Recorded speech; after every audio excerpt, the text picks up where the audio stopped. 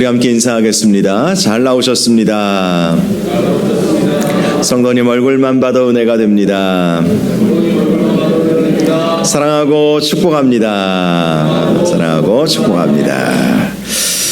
영국의 유명한 찬송 작가인 윌리엄 카우퍼라고 하는 찬송 작가가 있습니다. 그는 6살 때 어머니를 여의고 참 마음이 힘들고 어려운 삶을 살아왔습니다. 그러다가 32살이 되었을 때에 너무나 인생이 고통스럽다고 생각한 나머지 극단적인 선택을 하게 되었습니다. 처음에는 강에서 뛰어내려 죽어야겠다라고 생각을 하고 마차를 불러서, 이게 1700년대 이야기니까요, 마차를 불러서 테임즈 강까지 갑시다 이렇게 해서 가게 되었습니다. 그런데 그 마부가 이 청년의 눈빛이 굉장히 좀 이상한 거예요. 그래서 테임즈 강에 내려주고 떠나가지 않고 가만히 살펴보았습니다. 그랬더니 그 청년이 강으로 뛰어내리려는 거예요. 그래서 급하게 내려서 그 청년을 붙잡고 이렇게 말했습니다. 앞길이 창창한 젊은이가 이렇게 죽으려고 하면 어떡합니까? 그 용기를 가지고 굳세게 사십시오. 죽을 용기를 가지고 굳세게 사십시오. 이렇게 격려하면서 돌아간 것입니다. 그래서 카우퍼는 첫 번째 계획이 실패하게 되었습니다. 그는 집에 돌아오자 여전히 마음의 공허함을 견디지 못하고 죽어야 되겠다 하고 독약을 찾아서 그것을 먹고 죽으려고 했습니다. 그런데 이웃집에 사는 친구가 우연히 그의 집을 방문했다가 그가 독약을 먹고 쓰러진 것을 발견하고 급하게 해독제를 구해서 먹여서 그를 살려낸 것입니다.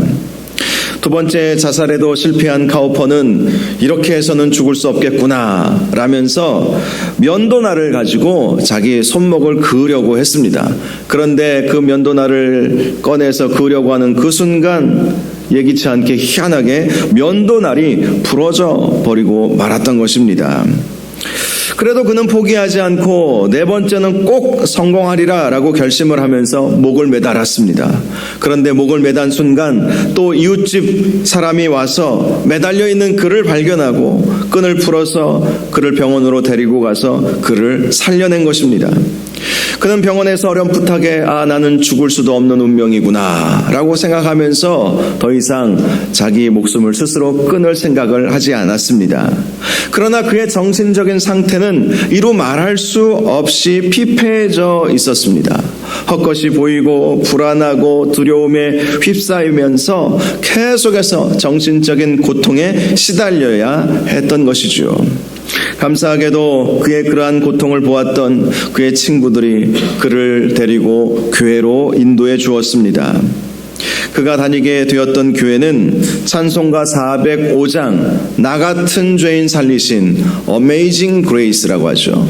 나 같은 죄인 살리신, 이 찬양을 작사하신 이 존 뉴튼 목사님의 교회였어요.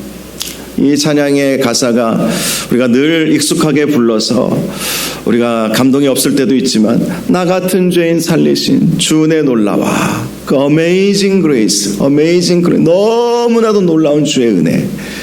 이 윌리엄 카우퍼는 그 목사님의 말씀을 듣고 또 나 같은 죄인 살리신 그 은혜, 놀라우신 그 은혜를 예배 자리에서 경험하게 되었습니다. 그래서 그는 예수님을 영접하고 주님을 의지하는 삶을 살기 시작했습니다. 존 뉴턴 목사님은 카우퍼의 친구가 되어서 늘 신앙적 조언을 해주고 상담해주고 위로해주고 격려해 주면서 그의 정신적인 고통은 점점 해방될 수 있었습니다.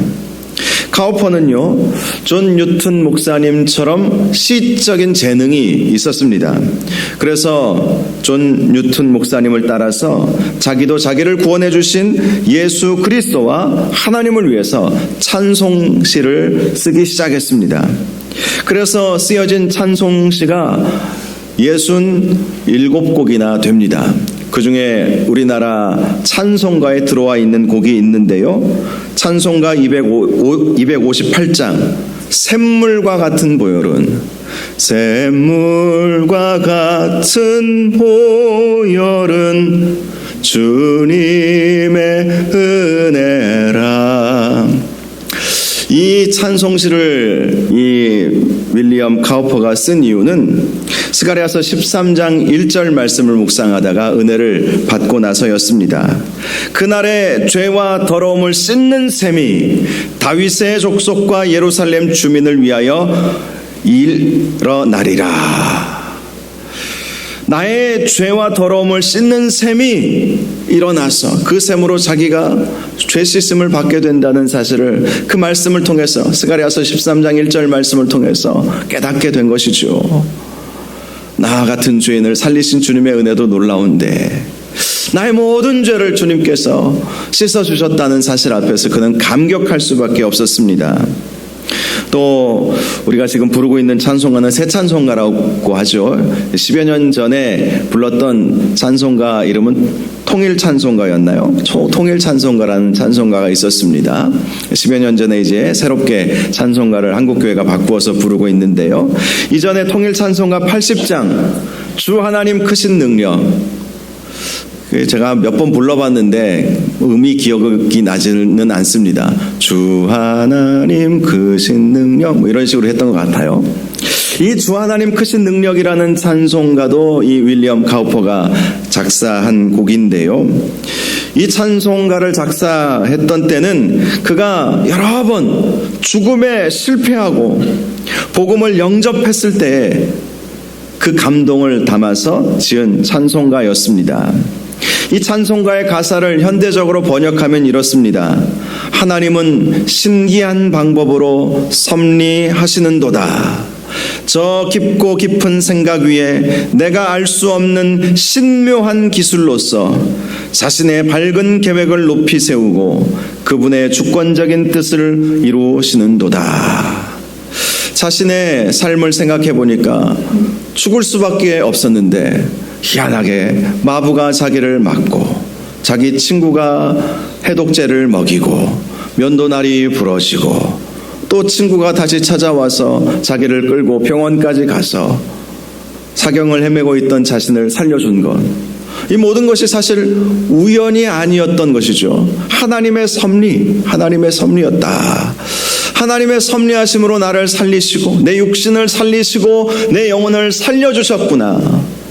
이것을 생각하면서 하나님 앞에 감사했던 것이죠.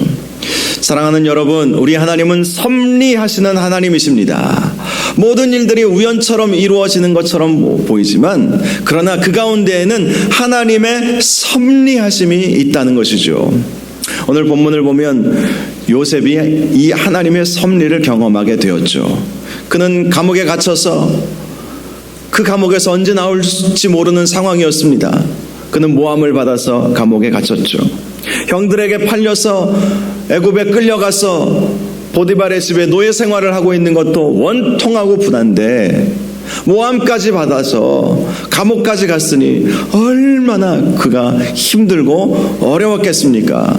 물론 때때로 하나님께서 요셉과 함께하여 주셔서 요셉이 형통하게 해주셨지만 상황은 바뀌지 않았어요.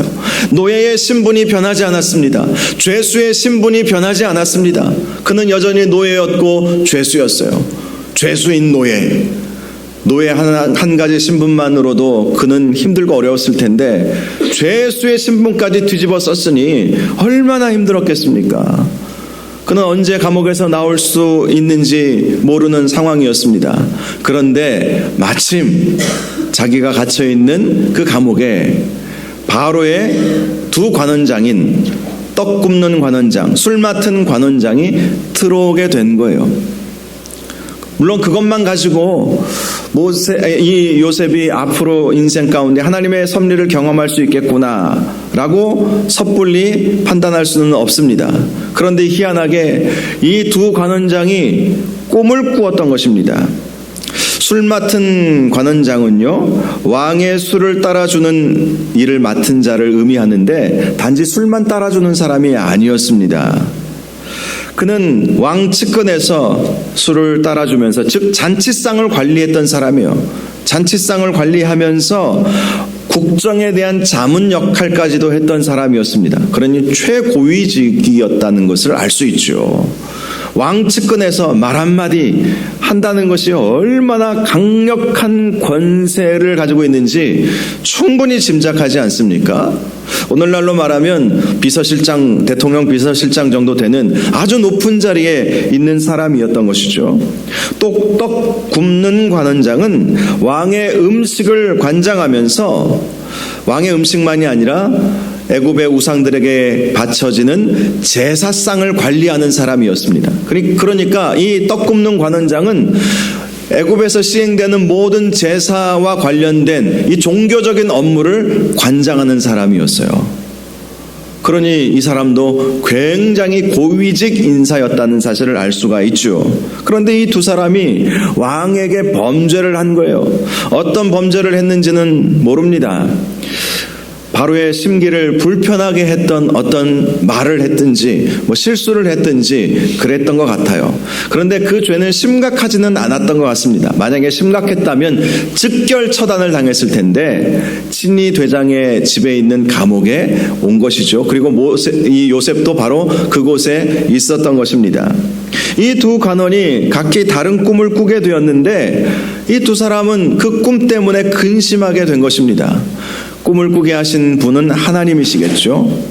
자, 이 두 사람은 그 꿈을 해석할 수 있는 능력이 그들에게는 없었고 또 그 꿈을 해석해 줄 수 있는 사람이 곁에 없었기에 근심했습니다.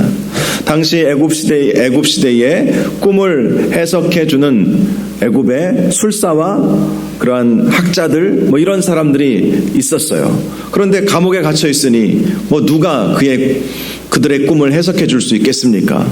그들 스스로도 이 꿈이 참 희한한 꿈이고 자신들의 운명을 결정지을 만한 꿈인 것처럼 느낌은 오는데 이 의미가 무엇인지, 이 꿈의 의미가 무엇인지 그들은 알 수 없었기에 얼굴에 근심이 가득했습니다. 그때 요셉이 그들을 보면서 어찌하여 오늘 당신들의 얼굴에 근심의 빛이 있나이까? 라고 물어봅니다. 그러자 그들이 말합니다. 우리가 꿈을 꾸었으나 이를 해석할 자가 없도다. 없다는 거예요. 감옥에 둘이 갇혀 있으니 애굽의 꿈을 해석해주는 박사와 술사들이 근처에 자기 옆에 없으니 해석해 줄 수 없어서 근심하고 있다. 이렇게 말해 주었던 것이죠. 그때 요셉이 말합니다. 해석은 하나님께 있지 아니하니까 청하건대 내게 이루소서. 당시 애굽 사람은 높은 학문적 지식과 어떤 신적인 신비한 능력이 있는 사람들만이 꿈을 해석해 줄 수 있다라고 믿었습니다. 요셉도 그것을 잘 알고 있었죠. 그런데 요셉은 애굽의 학문을 배운 적이 없습니다. 그럼에도 불구하고 또 요셉은 어떤 다른 신적인 어떤 능력이 그에게 임한 것도 아니었죠. 애굽 사람들이 보기에. 그럼에도 불구하고 요셉은 그들에게 해석은 하나님께 있습니다. 나에게 이루소서. 이 사실을 통해서 요셉은 어떤 상황 속에서든지 하나님을 증거하고 싶었다라는 사실을 알 수 있죠. 보디발의 집에서도 그는 하나님을 증거했습니다. 그래서 그의 형통함을 보고 보디발의 집에 있는 사람들도 요셉은 범상치 않은 사람이구나, 그것을 알 수 있었죠. 감옥에서도 그는 간수장에게 하나님을 전했어요. 나는 하나님을 믿는 사람입니다. 히브리 사람입니다. 아브라함의 자손입니다. 이러면서 하나님을 전했죠. 이번에도 이 두 고위직에 있는 관원장들에게 해석은 하나님께 있습니다. 나에게 말하시면 내가 하나님의 은혜로 그 뜻을 해석해 드리겠습니다. 이렇게 이야기해 주었던 것입니다. 요셉이 확신을 가지고 두 관원장에게 꿈을 알려달라고 말하자 먼저 술 맡은 관원장이 요셉에게 자기가 꾼 꿈을 말해 주었습니다. 그는 꿈속에서 한 포도나무를 보았는데 그 나무에 3가지가 있었다는 것입니다. 또 그 가지에 싹이 나서 꽃이 피고 포도송이가 익었고 자기 손에 바로의 잔이 있었기 때문에 그 포도를 따서 즙을 내어서 바로의 잔에 짜서 그 잔을 바로에게 주었다. 이 꿈을 꾸었다는 거예요. 좋은 꿈 같다는 느낌이 우리가 들죠. 물론 꿈 내용은 좋은데 이게 어떻게 이루어질지 이 술 맡은 관원장은 몰랐겠죠. 요셉은 그 꿈을 들은 후에 그 꿈을 바로 해석해 주었습니다. 그 꿈의 해석은 이렇습니다. 세 가지, 이 포도나무에 세 가지가 이렇게 나 있었다는 것은 사흘을 의미한다 라는 사실을 알려주었어요. 그리고 실제로 사흘 후에 바로의 생일이었습니다. 즉 사흘 후 바로의 생일날에 바로가 당신의 머리를 들고 당신의 전직을 회복시켜서 당신이 이전에 술 맡은 자가 되었을 때 하던 것 같이 그렇게 바로의 잔을 그의 손에 드리게 될 것이다. 이렇게 해석해 주었던 것입니다. 머리를 든다라는 것은 감옥에서 나오게 된다는 것이죠. 그렇게 감옥에서 풀려나서 이전처럼 술 맡은 관원장의 역할을 다시 할 것입니다 라고 알려준 것입니다. 그리고 그에게 이런 부탁을 합니다. 14절과 15절을 보니까 당신이 잘 되시거든 나를 생각하고 내게 은혜를 베풀어서 내 사정을 바로에게 아뢰어 이 집에서 나를 건져 주소서. 나는 히브리 땅에서 끌려온 자요 여기서도 옥에 갇힐 일은 행하지 아니하였나이다. 본문은 짧게 나와 있지만 그 전부터 이 요셉은 이 관원들에게 내가 왜 이곳까지 오게 되었는지 자세히 그렇게 말해 주었을 것입니다. 억울하게 형들에 의해서 어쩔 수 없이 애굽의 노예로 팔려와서 또 억울하게 누명을 써서 감옥까지 오게 되었노라. 이 사실을 알려주었겠죠. 그러니 당신이 내가 해석해 준 대로 잘 되시면 나를 기억하셔서 바로에게 좀 말씀을 해주셔서 나를 이 감옥에서 풀려날 수 있도록 해달라고 부탁을 한 거예요. 16절을 보니까 떡 맡은 관원장이 요셉의 해석을 너무 듣기에 좋아 보였어요. 그래서 자기도 그 꿈의 내용을 말해 주었습니다. 술 맡은 관원장의 꿈은 이것이었습니다. 흰떡 세 광주리가 자기 머리 위에 있었는데 맨 윗 광주리에 바로를 위하여 만든 각종 구운 음식이 있었다는 것입니다. 그런데 그 음식을 새들이 와서 먹어버렸다는 것입니다. 우리가 보기에도 참 불길한 꿈이다 이렇게 생각이 들지 않습니까? 그러나 이 떡 굽는 관원장도 불길하지만 구체적으로 어떻게 이루어질지에 대해서는 몰랐던 것이죠. 그 꿈의 내용을 들은 요셉은 그 꿈의 의미를 해석해 주었습니다. 새 광주리도 바로의 생일이 있는 사흘을 의미한다는 것이었습니다. 그리고 사흘 후에 바로가 당신의 머리를 들고 당신을 나무에 달 것인데 새들이 당신의 고기를 뜯어먹게 될 것이다. 사실 말하기 참 부담스러운 내용이지 않겠습니까? 사흘 후에 당신은 죽을 것이요. 그렇게 말해준 것입니다. 실제로 사흘 후에 요셉이 꿈을 해석해 준 대로 바로의 생일이 되었고 술 맡은 관원장은 전직이 회복되었고 떡 굽는 관원장은 이제 죽게 되는 일이 일어나게 되었습니다. 요셉의 해석대로 한치의 오차도 없이 그 일이 이루어지게 되었던 것이죠. 그런데 23절을 보니까 이렇게 말씀합니다. 술 맡은 관원장이 요셉을 기억하지 못하고 그를 잊었더라. 자, 이 술 맡은 관원장은 어찌 보면 은혜를 입었죠. 자신이 마음이 너무 불편하고 근심되어 있었을 때에 요셉이 그 꿈을 잘 해석해 주었고 그 꿈대로 그 모든 일들이 이루어졌음에도 불구하고 이 사람은 요셉을 잊어버린 거예요. 자기가 이렇게 다시 전직을 회복하게 된 것이 요셉의 해석에 의한 것이 아니라 우연히 이렇게 된 것이다 생각하고 까마득하게 요셉의 행한 일에 대해서 다 다 잊어버렸던 것이죠. 여러분, 하나님의 섭리 앞에서 보이는 반응이 많은 사람들이 이렇습니다. 하나님께서 섭리하셨음에도 불구하고, 사실 이 술 맡은 관원장도 하나님의 섭리하심에 의해서 그가 다시 전직을 회복할 수 있게 된 것이지 않습니까? 그런데 이 모든 일들이 우연히 일어난 것이다. 우연히 일어난 것이다. 이렇게 생각을 하는 것입니다. 우리의 삶 속에서 역사하시는 하나님이 분명히 계시고 섭리하시는 하나님이 계심에도 불구하고 우리는 그 하나님의 섭리를 생각하지 아니하고 모든 일들이 우연히 이루어진 것이다. 이렇게 생각할 때가 많이 있다는 것이죠. 그러나 요셉은 하나님의 섭리하심을 늘 생각하면서 살았습니다. 그러니 아무리 힘들고 어려운 상황 속에서도 절망하지 않았던 거예요. 형들에게 미움을 받고 모압 형들에게 팔려서 애굽의 노예가 되었을 때에도 그는 절망하지 않았습니다. 오히려 형통하게 되었습니다. 모함을 받아서 감옥에 갔지만 그는 절망하지 않았습니다. 오히려 그 가운데에서도 하나님의 형통하심을 본 것이죠.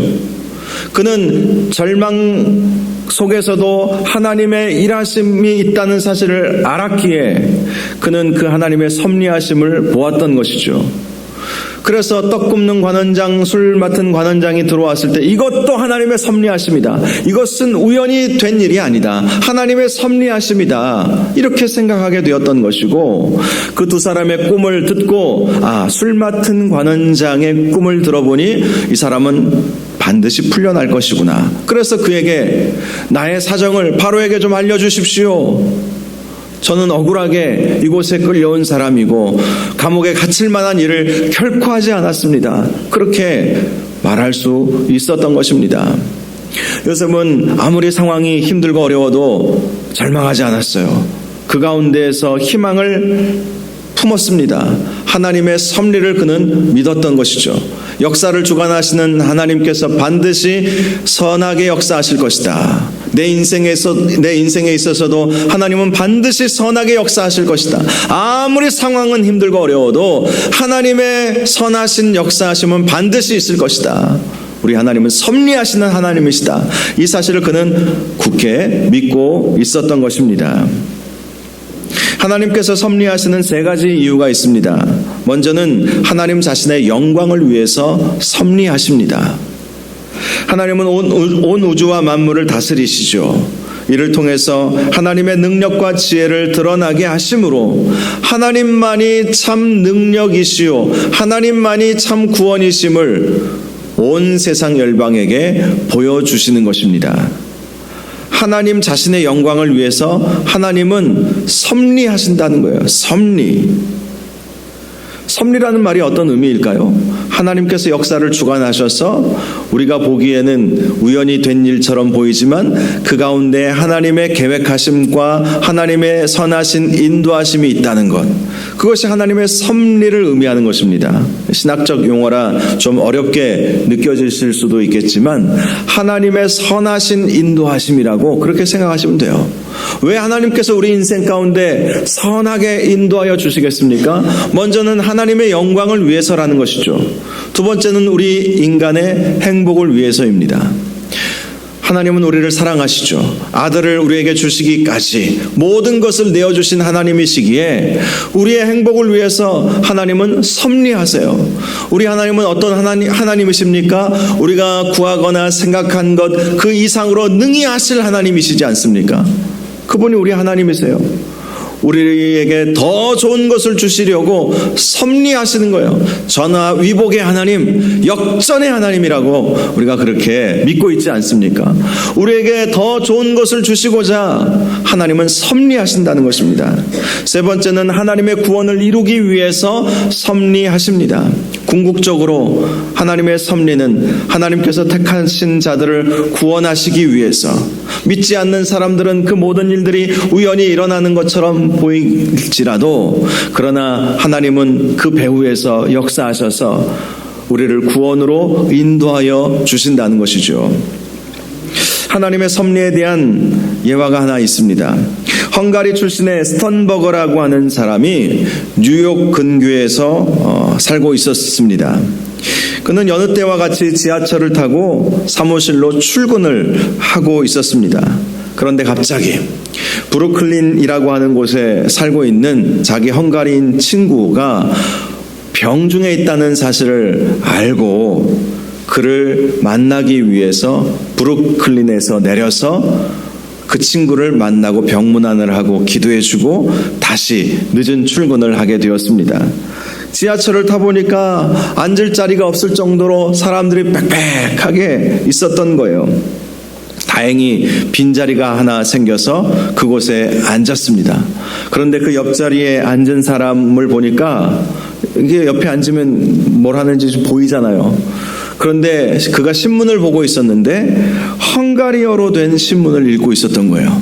자기도 헝가리 출신이고 옆에 앉은 사람이 헝가리어로 된 신문을 읽고 있으니까 당신 헝가리 사람입니까? 네, 그렇소만 하면서 자연스럽게 대화가 이루어지게 된 것입니다.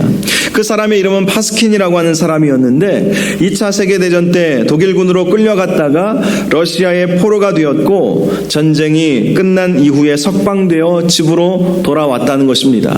그런데 집에 와보니까 가족들은 그 악명 높은 아우슈비츠 수용소로 끌려가서 돌아오지 않았다는 거예요. 그래서 그는 헝가리를 떠나서 파리를 거쳐서 3개월 전에 미국으로 이민을 오게 되었다고 알려주었습니다. 파스킨의 말을 듣던 스턴버거는 얼마 전에 만났던 같은 헝가리 여인이 생각이 났습니다. 그 여인은 아우슈비츠에 끌려갔다가 총탄 만드는 공장에서 일을 한 이후에 미군에 의해 석방되어서 미국으로 오게 된 여인이었습니다. 그리고 그 여인의 고향도 파스킨의 고향과 똑같았어요. 그래서 파스킨에게 물었습니다. 당신 아내의 이름이 무엇이요? 하니까 마리아입니다. 그래서 이 스턴버거는 수첩을 꺼내서 이름을 확인해 보았습니다. 얼마 전에 만났던 그 여인의 이름이 마리아인 거예요. 이름이 같다는 사실을 발견한 두 사람은 바로 지하철에서 내려서 공중전화에 가서 그녀에게 전화를 걸었습니다. 그랬더니 그 여인이 정말 파스킨의 아내 마리아였던 것이죠. 전화를 끊고 파스킨이 스턴버그에게 이런 말을 했습니다. 이 모든 것은 하나님의 섭리입니다. 스턴버그가 출근하던 중에 친구의 병문안을 먼저 가야 되겠다라고 생각한 것, 이것이 우연히 된 일이 아닌 것이죠. 그리고 빽빽한 지하철 안에서 마침 한 자리가 났는데 그 자리에 앉았더니 그 옆자리에 앉은 사람이 파스킨이었고, 파스킨과 이야기를 나누다가 들어보니까 또 얼마 전에 만났던 한 여인이 생각이 나서 알고 보니 그 여인이 이 남자와 부부관계였는데 그동안 수년 동안 헤어져서 생사를 알지 못하고 지냈던 상황이었던 것이죠. 여러분, 이 모든 것이 우연히 이루어진 일이겠습니까? 아닙니다.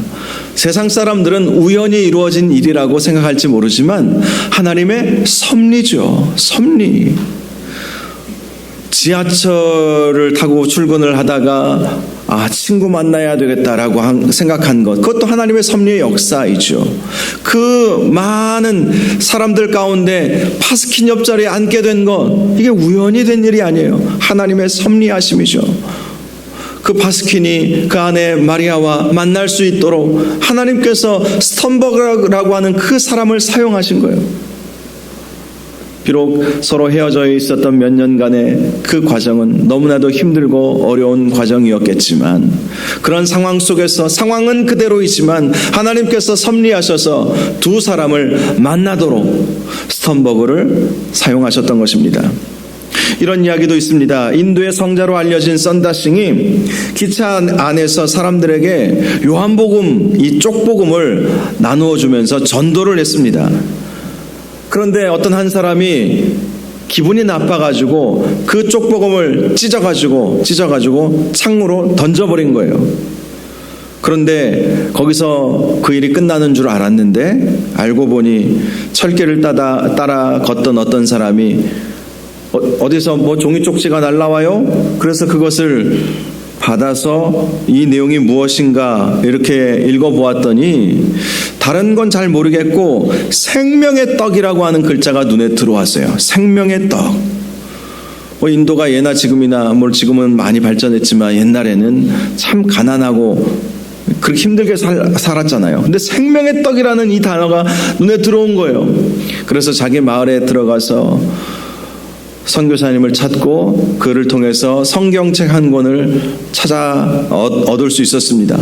그리고 이 생명의 떡이라고 하는 이 글자가 도대체 어디 있는지 찾아보려고, 또 이 의미가 무엇인지 찾아보려고 성경을 창세기부터 읽기 시작한 거예요. 그리고 창세기부터 구약까지 다 읽고 신약 마태, 마가, 누가, 요한복음까지 읽은 거예요. 그러니 거의 복음의 핵심은 다 읽었다고 보면 되죠. 그렇게 읽는 도중에 정말 생명의 떡이신 예수 그리스도를 만나게 되었습니다.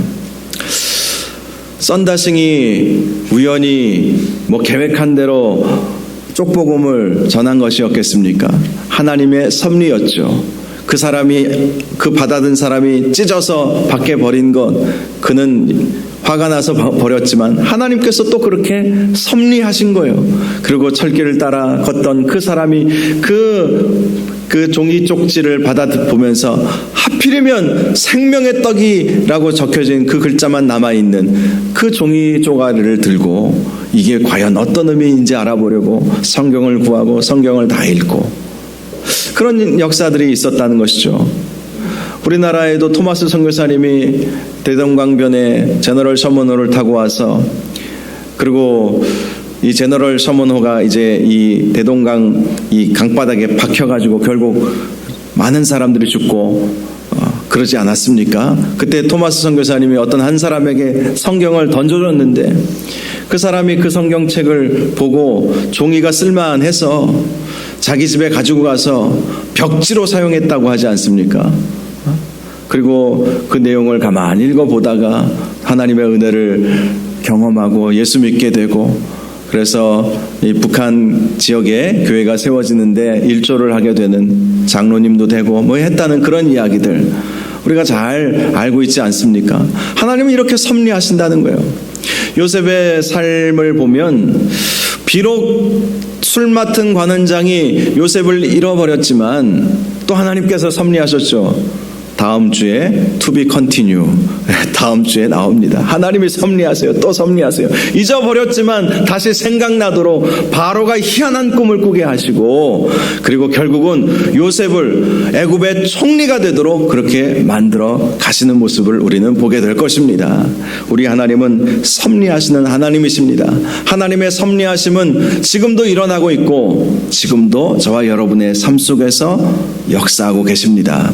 그 하나님의 섭리하심을 항상 기억하면서 어떠한 절망적인 상황이 온다 할지라도 이러한 상황을 통해서 하나님께서 더 좋은 것으로 우리에게 응답하여 주시려고 하시는구나, 늘 이런 생각을 가지시기를 바랍니다. 섭리하시는 하나님의 은혜가 저와 여러분들 가운데 항상 함께 하시기를 주님의 이름으로 축원합니다.